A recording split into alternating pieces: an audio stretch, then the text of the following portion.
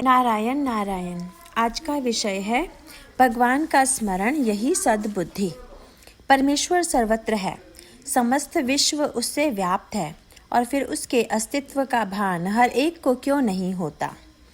जिसकी भावना प्रगल्भ हुई हो उसी को परमेश्वर के अस्तित्व का भान होता है, औरों को नहीं होता। अतः वैसी भावना होनी चाहिए, और वैसी भावना निर्माण होने के लिए परमेश्वर का नाम स्मरण करना चाहिए। जो कहता है कि मैं नाम स्मरण करता हूँ, तब मुझे लगता है कि वह मुझ पर उपकार करता है, क्योंकि जो व्यक्ति नाम स्मरण करता है वह स्वयं का उद्धार करता है, यानी एक तरह से मुझ पर उपकार करता है। बुद्धिवादियों को एक शंका होती है कि परमेश्वर यदि बुद्धिदाता है तो दुर्बुद्धि हुई तो वह दोष मनुष्य का कैसे कह सकते हैं।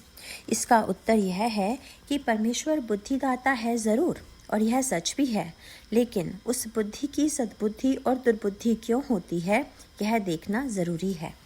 प्रकाश और अंधकार दोनों का भी कारण सूर्य ही होता है। सूर्य का होना प्रकाश का और न होना अंधकार का कारण होता है। उसी तरह भगवान का स्मरण सद्बुद्धि का और विस्मरण दुर्बुद्धि का कारण होता है। अतः बुद्धिदाता परमेश्वर है, यह यद्यपि सत्य है, फिर भी सद्बुद्धि या दुर्बुद्धि प्राप्त कर लेना मनुष्य के हाथ में है।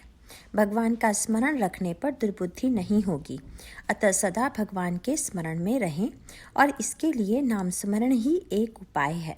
सभी बातों को त्याग कर भगवान के स्मरण में रहना चाहिए, किंतु व्यवहार ठीक ठीक करते समय यदि भगवान का अनुसंधान रखा गया तो वह और भी अच्छा है।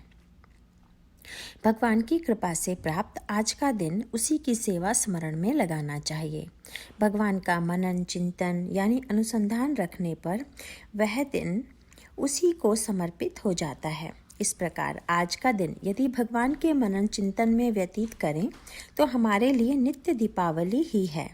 मनन चिंतन में स्त्री पुरुष अमीर गरीब का भेद नहीं होता। अन्य साधनों से जो सजता है वह केवल अनुसंधान से ही सज जाता है। यही इस युग की महिमा है। अन्य विषयों का मन में चिंतन न कर केवल एक भगवान का चिंतन करने को ही अनुसंधान कहते हैं। भगवान का अनुसंधान ही व्यर्थ यथार्थ पुण्य है, और जीवन में प्राप्त करने की यही एकमात्र वस्तु है। केवल भगवान का अनुसंधान रखो तो अन्य सभी गुण अपने आप पीछे आएंगे। भगवान को हम अनन्य भाव से ऐसी प्रार्थना करें कि हे भगवान, प्रारब्ध के कारण आए हुए भोग आने दो, लेकिन तुम्हारे अनुसंधान में मन में बाधा मत आने दो।